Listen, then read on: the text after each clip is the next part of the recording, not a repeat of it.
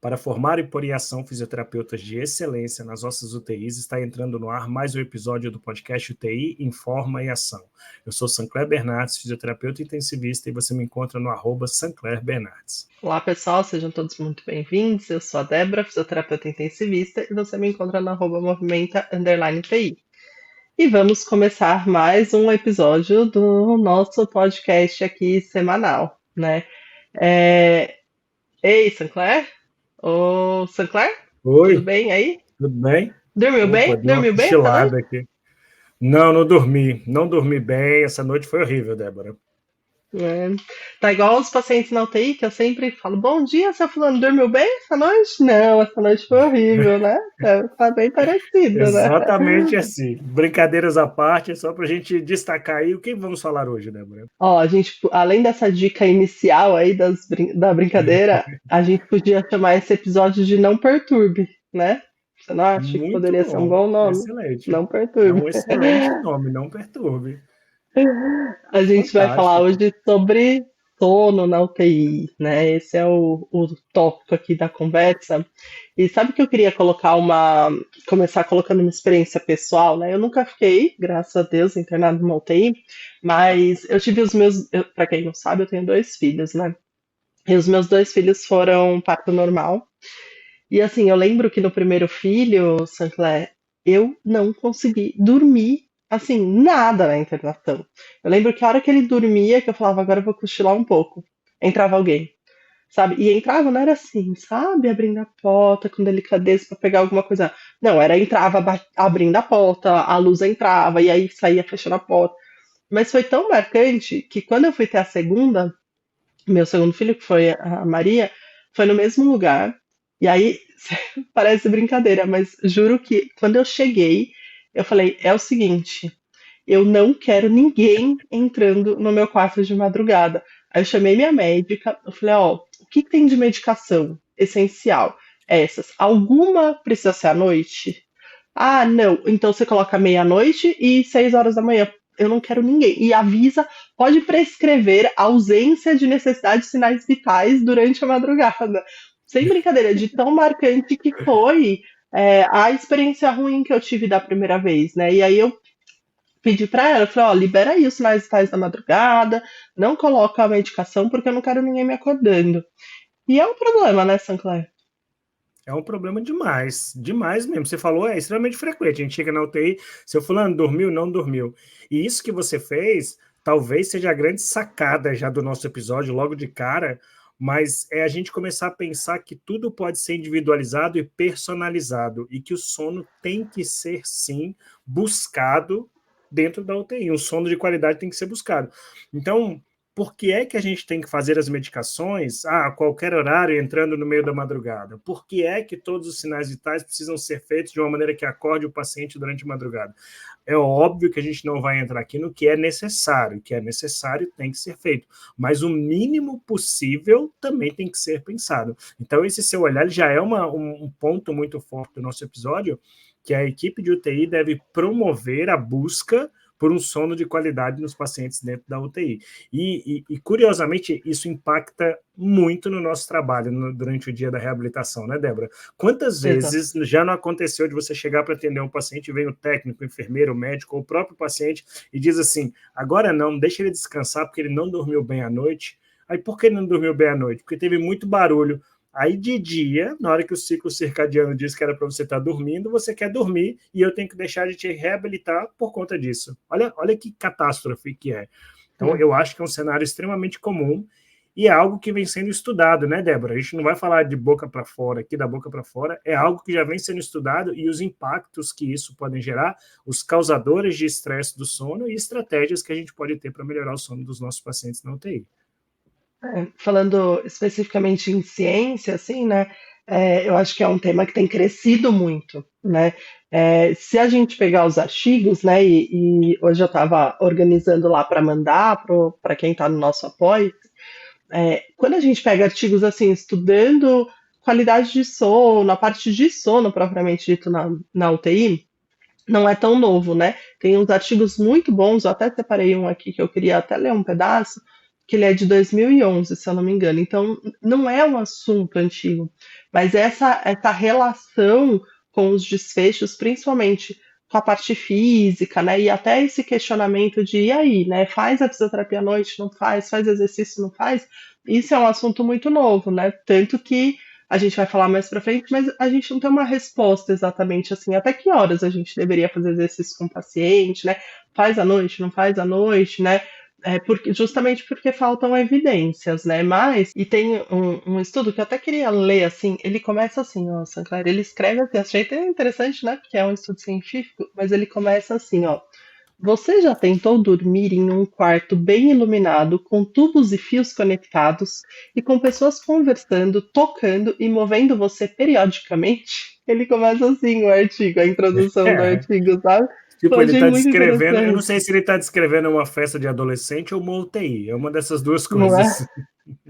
Aí ele continua, né? É um artigo muito legal, assim, acho que todo mundo deveria ler. Ele fala, não é surpreendente que os distúrbios de sono e fadiga um artigo que fala especificamente sobre a fadiga causada por distúrbios do sono, né?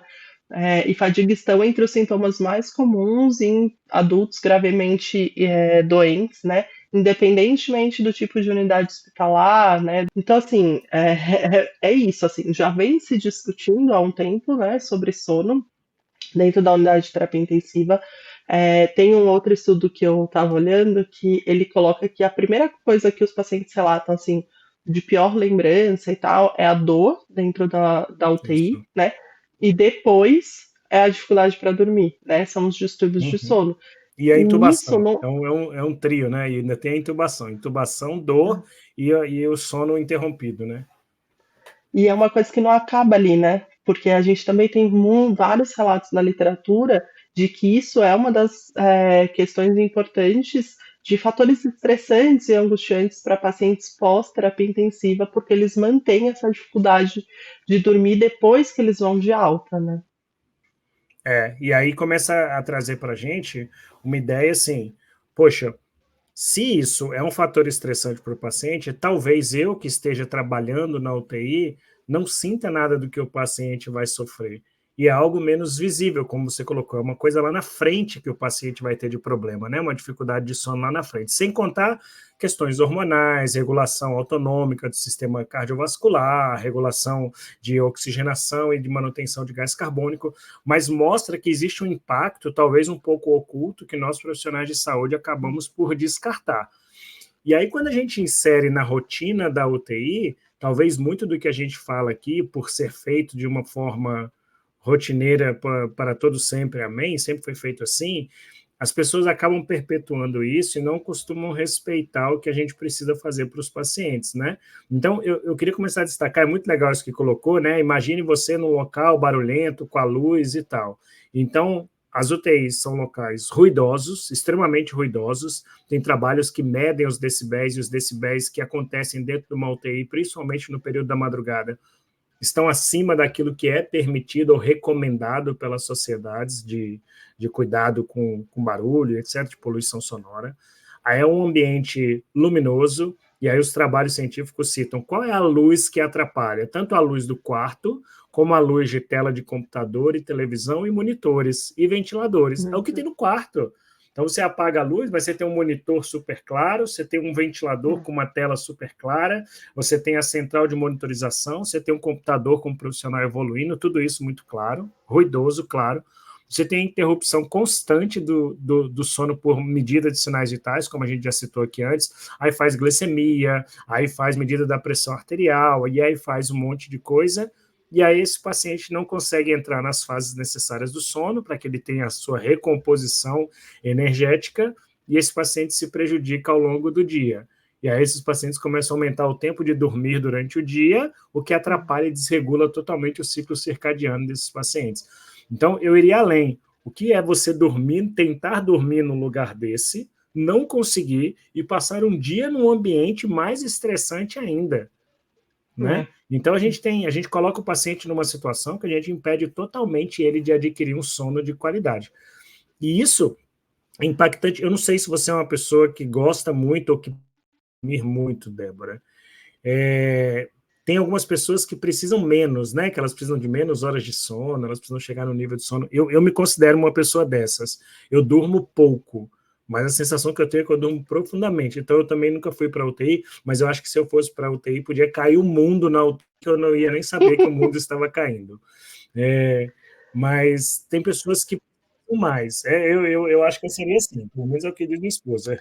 Então, Você, assim, é, a gente tem que pensar que é paciente também do nível dele. eu ia brincar porque tem aqueles pacientes que você chega no, de manhã, aí você fala, e aí, o senhor dormiu bem? Ele fala, não. E ó, fulano do leito tal gritou a noite inteira, o ciclano parou, o não sei quem deu trabalho para físio, né? Ele sabe da UTI inteira porque ele não dormiu e ainda, né, você falou do sono É o pesado. fiscal. É, É o fiscal da UTI. ele não tem nada de sono pesado. Eu tenho um sono muito leve, eu acho que eu teria muito problema, porque qualquer luzinha me incomoda profundamente, assim, durante meu sono. Eu sou daquelas que, sabe, tipo, sei lá, a luz da Alexa, a luz do. Eu saio tapando tudo, assim, porque é muito difícil pra mim, porque eu tenho um sono muito leve e quando eu acordo eu demoro muito pra voltar a dormir.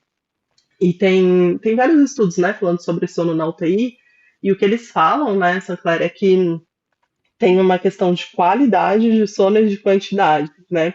Então, por exemplo, a qualidade não é um sono de qualidade porque lembra lá, né, da fase REM, não REM, esses pacientes passam pouquíssimo tempo alcançando a fase não REM, né, que é a que mais traz aí um descanso, digamos assim, né? E de quantidade, é isso que você falou, os autores falam muito sobre, olha, eles não dormem o tempo suficiente, é muito picado, e aí ele começa a Fragmentado, né? precisar dormir mais tempo durante o dia, né? E aí você tem vários problemas relacionados a isso. Então a gente está falando tanto de qualidade quanto de quantidade de sono, né? E aí, só emendando no que você estava falando, tem um autor também que traz uma revisão, e eu achei muito interessante que ele divide e fala assim que os fatores que influenciam, né, na qualidade do sono, eles podem ser divididos em fatores ambientais, fatores intrínsecos ao paciente, né, o quadro agudo da própria doença, e o tipo, né, a qualidade ali da assistência à saúde, né. E aí tem alguns desses exemplos que você colocou. Então, tem os fatores ambientais, né? Então, assim, às vezes você não vai. Tem paciente que dá para desligar o monitor, né? Do quarto e de É, repente deixar só o monitor central, por exemplo, né? Tem paciente que não dá. Tem paciente que dá para desligar um outro alarme, né? Enfim. Então tem esses fatores ambientais que às vezes a gente consegue suprir alguma coisa, mas também tem esses fatores relacionados à assistência, né, Sancler? Que é o cuidado que a equipe tem de saber que, assim, você está dando um plantão, eu dei pouquíssimo plantão à noite, assim, na minha vida, mas você está dando um plantão à noite, você tem que controlar o nível da sua voz, né? A gente brinca aqui, por exemplo, de pôr música, não sei o quê, né? De repente não vai rolar, né? Porque você vai atrapalhar o outro paciente. Eu tive um paciente um dia que eu entrei, e aí ele falou, nossa, não dormi nada à noite. Eu falei, por quê? Ele, porque o pessoal da equipe tava torcendo. Foi aquela luta de boxe do Popó com. Não lembro quem foi Popó que o com o Popó. Bambam. Popó e o Do Bambam Popó que com. teve recente aí. É. Aí ele falou, porque o pessoal tava torcendo aí na luta. Aí ele virou pra mim e falou assim, e eu não tenho nada a ver com isso, eu só queria dormir, Débora, eu não quero saber da luta do Popó, né? E é verdade, né? Então, assim, a gente precisa se atentar, e eu acho que é um dos que mais dá para modificar, né, Sancler? Que é essa assistência que a gente presta nesses cuidados de não gritar, não entrar se não for necessário. De repente você entra para fazer alguma coisinha, né? Entra abrindo a porta devagar, né? Sai sem bater a porta, porque de repente dá para você nem acordar o paciente para aquilo. Eu me atento muito assim a trocar com o médico, de falar, ó, ele não tá dormindo bem. Essa glicemia da noite realmente precisa? E às vezes eles falam, não, não precisa, Débora, peraí que eu vou mandar tirar, né? Mas ninguém se tocou porque é isso, é uma coisa muito de rotina, né? Então, eu achei legal que ele coloca isso, né, de fatores ambientais, e aí tem os fatores intrínsecos ao paciente, né, que você deu o exemplo seu, o meu, às vezes um paciente, né, que já tinha dificuldade para dormir, outra coisa comum, às vezes é o paciente que em casa usava medicação para dormir, né, e aí ele chega no hospital e ninguém sabe E disso, tiram e aí essa ele não medicação consegue dele. dormir, né? É. E é interessante a gente colocar uma observação aí, que o dormir, ele tem a ver, inclusive, com os pacientes que a gente não consegue avaliar a consciência adequadamente, né? Então, existem escalas próprias de monitorização da qualidade do sono dos pacientes dentro da UTI. Existem estudos que usam outras coisas, por exemplo, como a avaliação da atividade eletroencefálica, né? Tem estudos mais raros, mas de polissonografia dentro da UTI, e aí é interessante, é possível quantificar e qualificar o sono dentro da UTI, mesmo que seja algo muito distante do nosso conhecimento. Essa questão da individualidade, tem uma dessas revisões, é interessante que o autor coloca assim, uma pessoa normal, ela dorme de 4 a 6 períodos de 90 a 100 minutos. Isso é o que uma pessoa normal faz. E aí ela vai variar as fases do sono dentro desses grandes macro períodos que ela tem. Porque Uhum, todo mundo tem esses micro, né, despertares, ou pelo menos mudar o nível. Mas que um paciente crítico dentro da UTI, ele tem em média metade desse tempo de sono. Porque ele não consegue, porque ele é privado por todas essas condições que você colocou. E agora sim, vamos colocar uma observação aqui. Eu estou pensando já um pouco do ponto de vista científico. Tem várias coisas que são sugeridas para melhorar o sono, que elas vão conflitar um pouco com as informações científicas a respeito de outras condutas. Eu vou dar um exemplo. Você falou da glicemia, avaliar a glicemia. Existe uma coisa que, para o pessoal que estuda a qualidade e o tempo de sono dentro da UTI, que talvez a infusão da dieta continuamente fosse algo que atrapalhasse o sono. E aí existem recomendações dentro de estratégias para melhora da qualidade do sono e que a gente não precisaria da infusão da dieta contínua 24 horas. Mas eu sei que isso vai entrar em conflito com condutas pensando na manutenção da glicemia do paciente mais grave ou menos grave e tal. Então, eu só estou querendo trazer que a gente não pode chegar aqui e falar também que precisa dormir, apaga as luzes, tira o monitor de todo mundo, que a gente está diante de pacientes críticos que precisam de outras intervenções. Mas a gente tem que pensar nessas possibilidades para poder individualizar. Então é isso que você falou. Chegar no médico e falar, precisa da glicemia? Qual é o paciente que precisa efetivamente da glicemia? A gente falou no último episódio sobre gasometria arterial, a gente discutiu sobre será que todos os pacientes precisam de gasometria, a gente viu que não. Então, será que eu preciso 4 horas da manhã mandar o laboratório entrar para furar a artéria de todo mundo para coletar uma gasometria? Então, a gente precisa ter um pouco de bom senso baseado na ciência para que a gente possa determinar quais são os cuidados cruciais ou não para que a gente possa minimizar isso do paciente. é. Tem uma revisão, eu não sei agora se eu estou confundindo, se é a da Cochrane mesmo, porque tem uma revisão bem boa da Cochrane sobre isso, ou se é uma outra, mas que ela toca no assunto do ventilador. Isso. E aí ela fala do modo ventilatório, né? E ela chega até a falar que, assim, alguns estudos sugerem, mas não é uma evidência definitivamente alta, né? Porque ela fala que os métodos, né? A parte metodológica dos artigos não são muitos, né? Que investigaram tipo de ventilação, né? De modo ventilatório com sono, e a qualidade não é tão boa, né? Mas o que ela fala é que, pelo resultado desses artigos, eles sugerem, a maioria dos artigos sugerem, que talvez a gente deveria voltar os pacientes à noite para uma ventilação É assistida, a mesma né? coisa, né? E aí é isso, ela fala bastante que a qualidade dos artigos não é tão boa e tudo mais, então por isso que eles não dão essa orientação. Mas é isso, é se pensar, né? Aí o que ela discute um pouco assim, olha, se o teu paciente, ela até fala, não adianta você voltar também pensando no descanso, né? Você volta ele para o acesso controlado, por exemplo, e ele fica sincrônico. Aí ele não vai conseguir dormir, né? Aí a Então deixa sincronia é o ele. fator causador dos despertares, né? Né? Eu achei interessante que eles não falam nada sobre esse outro lado de, peraí, mas a gente sabe hoje que talvez ele perca alguma coisa de diafragma nesse tempo que ele está dormindo à noite no acesso controlado, por Exato. exemplo, né?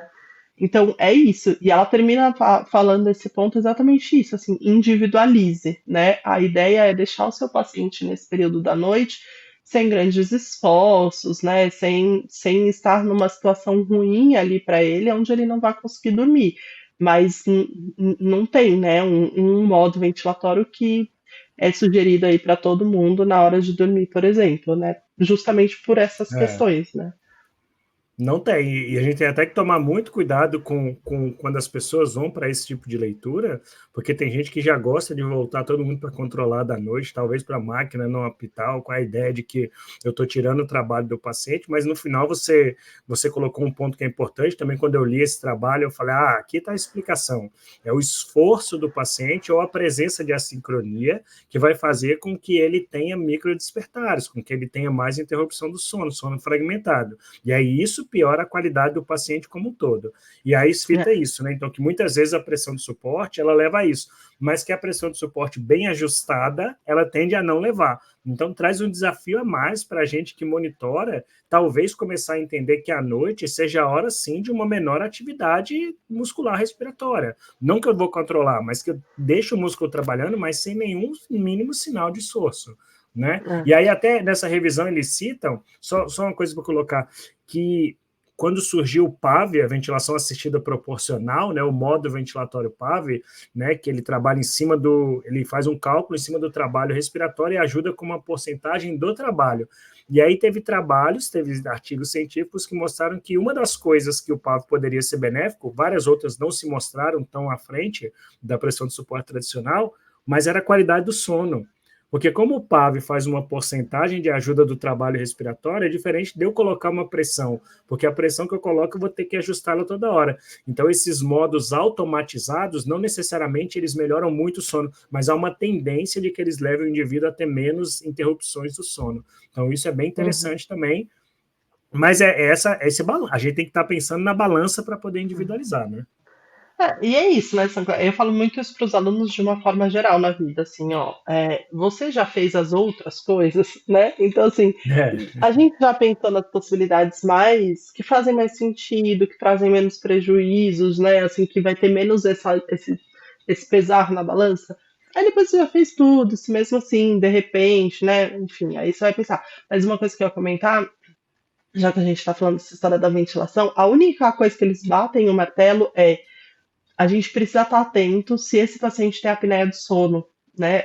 Ou Isso. diagnosticado, ele já tinha em casa e usava, né, ventilação, e aí a gente precisa garantir esse cuidado e essa assistência durante a internação hospitalar, ou de repente até de diagnosticar dentro do hospital, assim, né? De perceber que esse indivíduo tem uma apneia do sono, e aí isso eles batem o martelo em relação à ventilação e o sono, de quando o paciente tem apneia do sono, a gente precisa garantir essa assistência ventilatória para ele durante o sono, né? Ô, Débora, e o que que você viu aí? Acho que vale a pena a gente discutir um pouco também de estratégias para o período noturno, de que a gente possa fazer para melhorar. A gente está falando algumas coisas aqui indiretamente, né? Talvez pensar numa ventilação que cause menos esforço, talvez evitar as interrupções do dia a dia. O que mais? Né? Por exemplo, a gente tem a questão da luz. Então, aí sim, é extremamente recomendado que a gente faça uma diminuição da luz, porque é exatamente a diminuição da luz que ativa a melatonina, né? A luz do dia, ela inativa a melatonina e faz com que a gente fique mais em estado de vigília. E a diminuição da luz faz o efeito contrário, faz a melatonina agir e a melatonina vai fazer com que você tenha mais propensão a entrar no estado do sono. O que que além disso? Então, assim, desligar as luzes, talvez ir no monitor, no monitor multiparamétrico, no ventilador mecânico, e baixar o brilho da intensidade daquilo ali. Uhum. O que é que a gente pode estar fazendo efetivamente para ajudar essas pessoas? Né? Essa questão de menos interrupções me faz lembrar da UTI neonatal. A gente tem um episódio Que eles levam muito a sério, né? que legal que a gente conversou com o Guilherme, né, Xerene, da adulto, se existia ligação ou não existia, né, e se era um parecido, mas na neonatal eles fazem manipulação mínima, né, então talvez a gente começar a pensar no período noturno para estratégias de manipulação mínima para os pacientes adultos também. É bom aproveitar, né, essa questão que você trouxe. Tem um estudo, ele não é tão recente, ele é de 2020, acho, mas inclusive é do pessoal lá da UTI que eu trabalho, foi publicado na Brasileira de Terapia Intensiva, que eles fizeram um survey, né, acho que foi um survey, para entender como é que era essa questão dentro do Brasil, né, de cuidados com sono em terapia intensiva no Brasil, né, e assim, o resultado é super interessante, que de todas as UTIs que eles viram, foram 118 questionários respondidos, né? É, somente 18 UTIs, né, reportaram ter protocolos para promover sono noturno desses pacientes, né? Então, assim, é pouquíssimo, né? 18% só se atenta a Muito isso. pouco, muito pouco. E aí, dentro desses que relataram, né, eles foram investigar o que estava ali dentro daquele protocolo, né? E aí ele coloca algumas coisas, né? Então, medir o barulho, né, da UTI, protocolo para redução de barulho, né? Aí ele fala, por exemplo, ajustar o volume dos alarmes à noite, né? E aí a gente Isso. sabe isso, que tem gente que a gente não pode diminuir alarme, mas tem gente que a gente pode, né? E às vezes não é diminuir todos, Perfeitamente. às vezes um alarme, sabe? Sei lá, é um paciente que a gente sabe não tem nada pulmonar, ele não satura, né? E o oxímetro sai do dedo à noite e alarma demais, né? Então, assim, de novo, individualizar, mas prestar atenção se de repente esses alarmes realmente precisam tocar ali no paciente, enfim, com aquela altura, né? Ele fala em minimizar a rotina de exames à noite, então, e exames como um todo, né? Então, desde, por exemplo, tem hospital, no nosso hospital, por exemplo, a rotina de exames é à noite, de coleta de exame, né? E à noite mesmo, tipo, meio madrugada, né? Então, de repente, esse paciente precisa fazer exame mesmo, né? Ou esse paciente pode pular um dia sem exame. Tem paciente na UTI que pode, né? Então, desde exames assim, né, de sangue até esses que a gente está falando, glicemia, né, medir, sei lá, De pressão alguma, arterial, né? alguma coisa Isso específica, impacta um né? pouco, porque a reflexão ela tem que ir também para a gestão do serviço, né? E por que esses exames geralmente são coletados à noite ou de madrugada, Uhum. 4, 5 horas da manhã? Porque é um horário, entenda, eu não estou falando que tem que ser assim, não, mas é um horário que talvez os técnicos de radiologia, os técnicos do laboratório, é um horário que eles têm que a gestão entendeu que podia ser otimizada a função deles fazendo a coleta de todos os pacientes daquele monte de exame nesse horário, porque não tem banho, não tem visita, não tem discussão da equipe, visita multidisciplinar, família. Ok, eu entendo a logística, mas eu acho que quando a gente faz uma coisa que a gente já discutiu muito aqui, que é saúde centrada no paciente, a qualidade do sono ela tem que ser um dos destaques também. Então eu tenho que me adequar no hospital, nem que a gente dilua isso no meio de 300 mil opções ao longo do dia, mas que Uhum. fazer tudo isso nesse horário é muito prejudicial para o paciente. Né? A gente está falando aqui que é prejudicial, e eu citei antes, a gente vai ter um material que a gente vai compartilhar com o pessoal, que é uma revisão, né, dos impactos desse prejuízo do sono, uma revisão dos aspectos físicos, né, e funcionais do paciente. E, caramba, é muito impactante quando esse paciente tem o sono interrompido, quando ele tem esse ciclo circadiano alterado. Então, é extremamente necessário que a gestão também entenda isso para que esses processos sejam alterados. Então, tem a ação do profissional, tem a ação da gestão da UTI, mas tem que ter a ação da gestão do hospital, ou seja, todo mundo tem que trabalhar centrado no paciente para que possa promover uma qualidade do sono melhor. Exatamente. Aí só para terminar, ele fala de duas coisas também que são interessantes, né? Que é fone de ouvido e a máscara de Eu dormir estava aqui que pensando nisso, você pode. eu ia falar. Ó, duas sugestões de fone de ouvido. Uma, para o profissional. Se você quer ouvir sua música de madrugada ou qualquer coisa, bote um fone de ouvido. E a segunda é a recomendação para os pacientes. Colocar plug de ouvido na hora deles dormirem e colocar, de acordo com a preferência deles, um negócio para vendar os olhos. Sabe aquele negocinho de dormir mesmo, que coloca no olho? É, Aquilo ali tem na uhum. literatura que deve ser recomendado para os pacientes, porque a gente diminui a luminosidade e assim os pacientes conseguem entrar num sono melhor.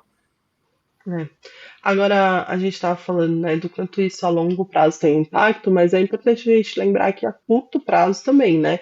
Então, por exemplo, delírio, né? Muitas causas de delírio podem vir daí, né? De um sono alterado, né? Dessa inversão do dia e da noite, né? Crises de ansiedade, né? Questões de saúde mental. E aí, uma coisa que eu achei muito interessante é esse termo que eles usam, né? É meio que fadiga por alteração do sono, né? É um termo que está ali escrito em vários artigos, né? Que é a fadiga por uma alteração de sono de pacientes que estão na unidade de terapia intensiva. E aí agora, então, trazendo para o nosso lado, né, Sancler, eu não tenho dúvidas, né, que esse paciente, de alguma forma, ele pode ser prejudicado, né? Tem um estudo que analisou isso e ele não achou Sim. nenhuma relação, né, entre a qualidade de sono e depois o paciente fazer fisio ou não. É um estudo só, né? Participação, né, do paciente na físio, né? É, é um estudo É. só, né? É o que eu falei, eu acho que é um tema novo, né? Eu acho que tem várias maneiras de se avaliar isso também. Mas assim, no que eu vejo dos pacientes, é muito comum esses pacientes recusarem fisioterapia porque eles estão com sono, né? Ou não terem a performance que eles poderiam ter no exercício porque eles estão cansados. E aí eu achei interessante quando esses estudos trazem essa questão da fadiga, eles falam isso, né? Que o paciente ele até pode fazer a fisioterapia, mas assim, qual é a qualidade do exercício, qual é a disposição que ele vai ter, qual é o desempenho nas estratégias, né, de mobilização, de reabilitação que a gente vai propor, que ele vai ter. Né? E aí é isso, esse estudo ele analisou, digamos, meio que mais superficial, né? E é isso, talvez o paciente participa, mas será que o desempenho da participação dele é o mesmo, né? E eles trazem que, apesar de não ter mudado o número de intervenções possíveis de fisioterapia no outro dia, teve uma forte associação dos despertares, da interrupção do sono, com outros desfechos negativos, né? Como a presença do É. delírio, que você já citou e tal. É um trabalho feito lá nos Estados Unidos. E ele é bem interessante. Agora, eu vou usar uma outra linha da literatura para justificar esse impacto que você está falando que tem.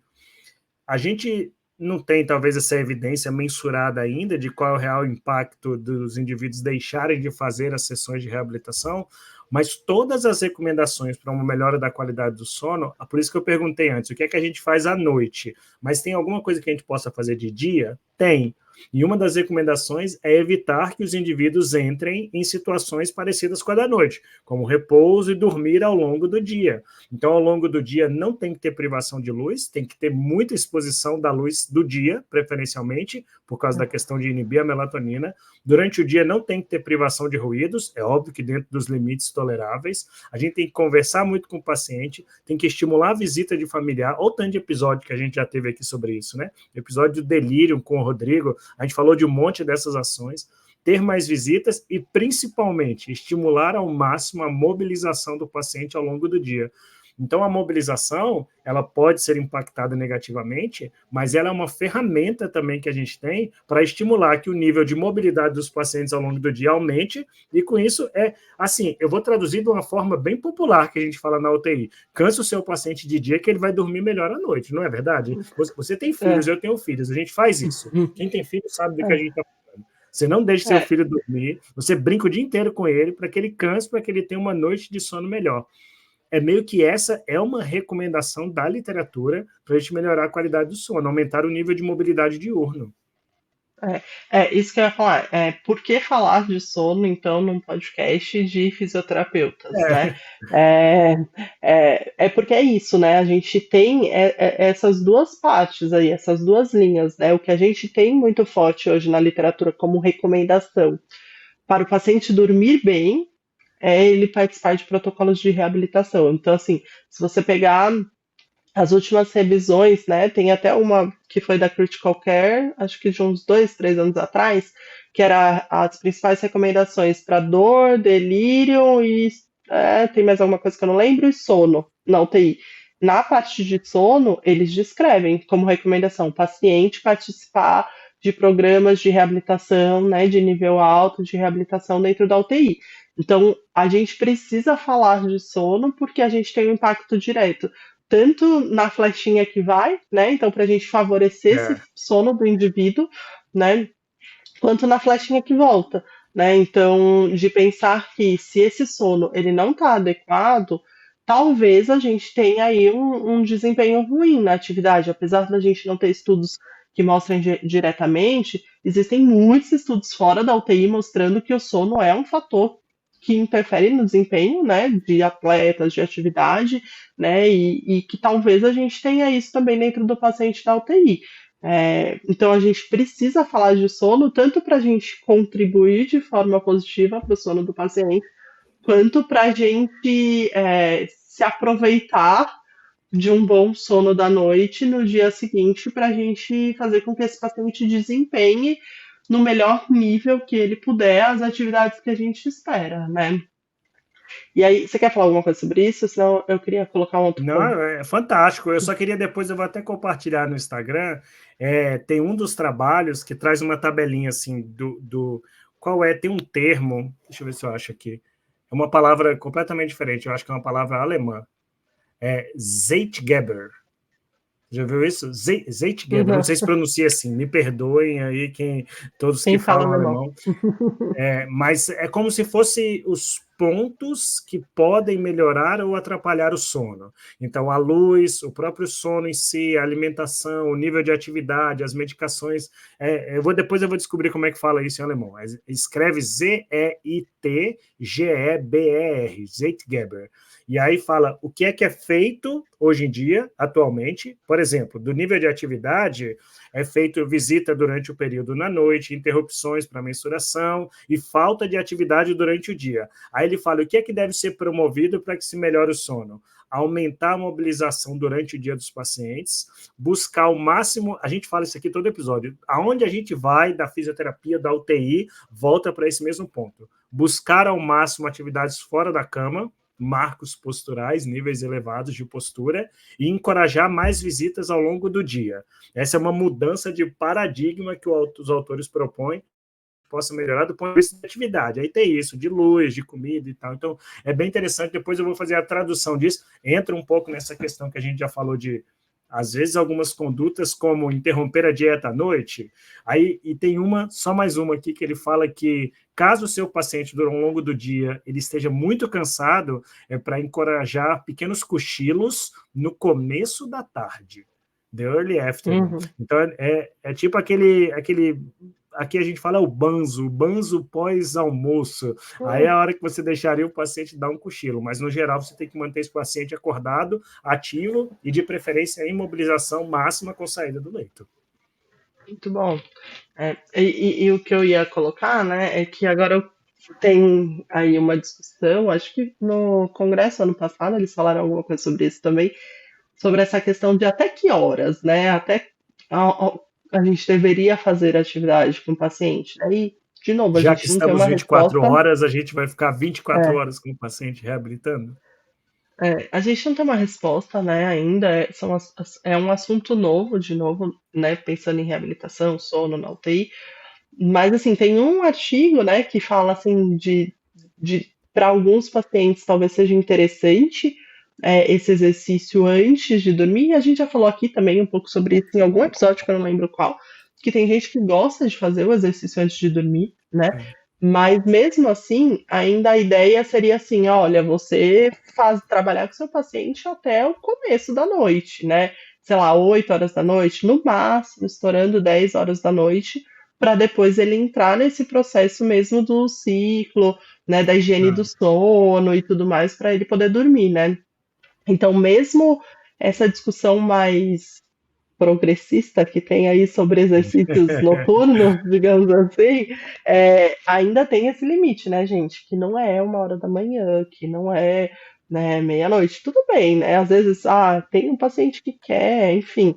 Né, eu tinha o pai de uma amiga que ele malhava 1 hora da manhã, assim, ele falava, a academia tá vazia, não sei o quê, mas a gente sabe que não é o ideal, né? Que não é o que o nosso exato. corpo entende como fisiológico, né?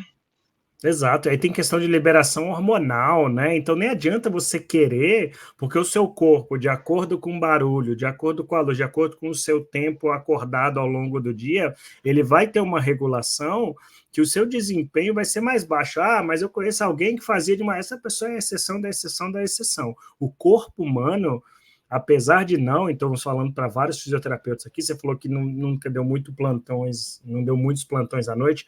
Eu trabalhei 10 anos seguidos com geralmente 2 escalas noturnas, e é um caos para a vida do ser humano isso. É um caos, porque você fica completamente desregulado, porque você está acordado que as pessoas não estão e que seu corpo gostaria de estar dormindo. E eu confesso que até hoje eu acho que eu tenho sérios problemas de regulação da minha atividade ao longo do dia por conta disso. E olha que já tem um bom tempo não, bom tempo não, até na pandemia eu também dava plantão à noite. Então não tem muito tempo que eu deixei de dar plantão à noite, não. Mas é um negócio problemático. Então eu fico pensando isso para os pacientes, sabe, Débora? Pacientes na UTI são pacientes inflamados, isso é uma outra questão. O sono ajuda na regulação da inflamação, de regulagem de mediadores anti-inflamatórios. Então, assim, tudo bem, talvez lá no extremo a gente possa discutir a imunidade, o quanto o sono ruim pode prejudicar a imunidade, mas eu estou falando da regulação de mediadores pró ou anti-inflamatórios, também dependem do sono. Então, eu não sei, eu acho que a gente precisa aceitar que o corpo necessita de sono e que o sono pode ser feito com mais qualidade, mesmo num ambiente mais difícil. É óbvio que ele não vai ser o mesmo sono com a mesma qualidade da sua casa, no seu travesseirinho, na sua coberta, no seu lençol, no seu colchão, mas ele pode ser feito com um pouco mais de qualidade. E a ciência está aí, a gente tem polissonografia, a gente tem diretrizes recomendadas para isso, a gente tem revisões sistemáticas falando sobre essa importância. Talvez a gente precise, dentro da UTI, entender um pouco mais e admitir que o sono precisa ser um ponto a ser cuidado dentro da UTI, assim como a gente cuida de tantas outras coisas. Exatamente, né? E, e eu acho que é isso, né? Eu acho que quando a gente fala, então, de nós, né, olhando pra gente como fisioterapeuta, eu acho que para quem tá à noite, né, pensar um pouco sobre isso, né? Como eu, como equipe, né, como um agente promotor de saúde, né, de exercício, né, como, tudo bem, eu tô ali à noite, mas o outro físico vai estar de manhã, enfim, e o cuidado centrado no paciente, como eu, como equipe, posso favorecer isso, né? E aí vem de forma muito direta pra gente, do tipo, por favor, né? Não acorde seu paciente meia-noite para fazer alguma coisa. E aí a gente falou de exercício, né, Sancler? Mas agora até ia passar em branco, ainda bem que. Não, deixa eu só fazer uma observação. O pior é quando acorda para fazer 3 de 10 de mobilização passiva, ou cheira flores só para Então. vela, aí é pior, aí merece um cancelamento. Era isso que eu ia falar. A gente acabou não comentando, né? Mas não acorde seu paciente para aspirar se ele não tem absolutamente nenhuma indicação ou indício de que ele precisa ser aspirado, né? Enfim. Débora, mas eu ganho por procedimento. Gente, não sei. Não sei o que falar. Eu Mas, sei, você queria dizer assim, fala que fez, fala que é, fez. mas assim, eu acho que é um movimento que a gente precisa fazer, né? A gente tá ali para cuidar do paciente, isso não é cuidado adequado, você acordar o seu paciente, porque, né, aquela VNI de 1 hora, né? Porque eu Nossa, o preciso passar paciente no sem plantão, nada, sem desconforto. mas eu preciso passar no plantão que ele tá fazendo VNI em cada período, e aí a pessoa considera como um período da meia-noite, da 1 às 7 da manhã, e aí coloca uma VNI no paciente, né? Então, assim, acho que a gente, né, quem trabalha à noite tem muito a pensar sobre isso, né? Desde o seu comportamento ali, né, no corredor, enfim, que a gente já falou, quanto como físio diretamente oferecendo ali para o paciente que ele realmente precisa, não mais do que isso, né? E a gente, como fiz ali do dia, pensar o quanto eu consigo favorecer esse sono à noite através da reabilitação desse paciente durante o dia e ficar ligado nisso. Meu paciente não está desempenhando, né, como eu acho que ele deveria ou como eu acho que ele poderia. A participação dele dentro do programa de reabilitação, peraí, deixa eu investigar se não está vindo por causa da noite. E aí chegar na equipe e conversar, olha, o que a gente pode fazer? Porque ele não está progredindo, ele não está desempenhando a reabilitação porque ele não está dormindo à noite. Então a gente precisa olhar para isso. Né? Então, por isso falar de sono para fisioterapeutas.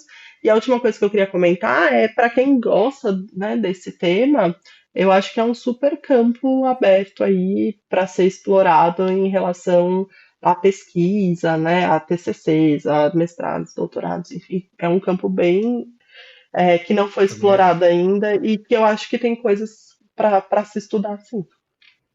Exato, eu acho que é um grande campo. E aí eu ia falar assim, talvez sendo um pouco mais entusiasta da mobilização, tudo isso que você falou de não acorde seu paciente lá de madrugada para não fazer essas coisas, e não deixe o seu paciente dormir de dia, acorde o seu paciente ao longo do dia, não passe um plantão ao longo do dia falando que você não atendeu porque o seu paciente estava dormindo, porque ele estava cansado, talvez ele precise de mais nível de mobilidade durante o dia para que ele possa dormir à noite, além de todas as coisas que a gente falou à noite. Então a gente tem que sair desse comodismo também, que é um ciclo que ele não dorme direito de dia nem de noite, ninguém faz nada a hora nenhuma por esse paciente. Então, o que a gente tem que fazer? Bom, a gente está chegando no final do episódio. Vamos ver se você tem alguma dica. Débora, eu tenho uma dica. Eu fiquei aqui enquanto a gente conversava. Eu tenho uma dica de, para mim, um filme que eu adoro. Se eu ligar a televisão e estiver passando, eu vou ter que parar o que eu estiver fazendo para assistir, que é Um Lugar Silencioso. E aí a da UTI deveria ser assim. Você já assistiu Um Lugar Silencioso? Nossa, que Que é o da família, que entram uns monstros, mesmo que uns ETs assim na cidade, e aí a família tem que ficar em silêncio total e absoluto, porque qualquer barulho os monstros só conseguem ouvir, eles não conseguem ver, eles vão só atrás do som. E aí eles vão atrás do som para matar, e aí eles ficam vivendo nessa condição. E é um casal, e eles têm 2 filhos, e a mulher fica grávida para ter o outro filho, ter o parto no local que tem que ser silencioso. E uma das filhas deles, ela é deficiente auditiva. Então, ela não ouve. E aí o mundo fica silencioso, curiosamente, como fica para ela. É um filmaço, é um filme de terror, é um filmaço. Eu recomendo fortemente tá bom? Um Lugar Silencioso 1. Essa é a minha dica para o episódio de hoje, que a UTI seja um lugar silencioso também, no momento certo. A minha dica é uma dica de quem é mãe, né? Para quem aqui é mãe ou pai, que é a playlist do Judson Mancebo no Spotify. Você já ouviu? Já. Judson Mancebo é clássico para quem tem criança, né? Para pôr à noite, para fazer higiene de sono. Gente, é muito legal. Então, Judson Mancebo no Spotify. E a outra coisa que eu vou dar de dica que eu lembrei, mas eu não tive tempo de procurar, né? Então, se alguém estiver escutando aqui a gente quiser vir no Instagram falar, mais uma vez a gente teve um paciente que estava com muita dificuldade de sono, e aí ele mexia bastante no celular, assim, tava com o celular acessível e tal. E aí meu aluno teve, assim, uma proatividade muito grande. Ele falou, Débora, eu uso um aplicativo para fazer higiene do sono com yoga, com meditação guiada e tal. Posso oferecer para ele, mostrar e tudo mais? E super foi legal para o paciente, assim. Então, de novo, né, esse olhar mais cuidadoso aí com tantos recursos que a gente tem hoje para oferecer para os pacientes. Você sabe que eu vi um aplicativo esses dias que era de coisa de sono. Até estou vendo se eu consigo. Agora eu não vou lembrar o nome. Não vou lembrar. Se alguém tiver aí Não alguma lembro sugestão, mesmo. escrevam que a gente Mas depois, se eu compartilha. souber também, a gente compartilha depois. Muito bom. Obrigada, pessoal. Obrigada para todo mundo que nos acompanhou mais uma vez. Aproveitem para divulgar nosso podcast, divulgar a inscrição lá no canal, no Spotify, né? Divulga aí episódios anteriores que você gostou, que foram legais. Traz para o Instagram, marca a gente, né? Tem um pessoal ali falando sobre alguns episódios, e aí marca a gente reposta, a gente tem tido reflexões muito interessantes de outras pessoas, das coisas que a gente fala, e isso também nos acrescenta muito, né? A gente está lá no Apoia-se para quem quiser, e a gente se vê no próximo episódio, né, Sancler? Obrigado pela companhia. Isso mesmo. Valeu, pessoal. Muito obrigado. Durmam bem e a gente se vê no próximo episódio. Tchau. Tchau.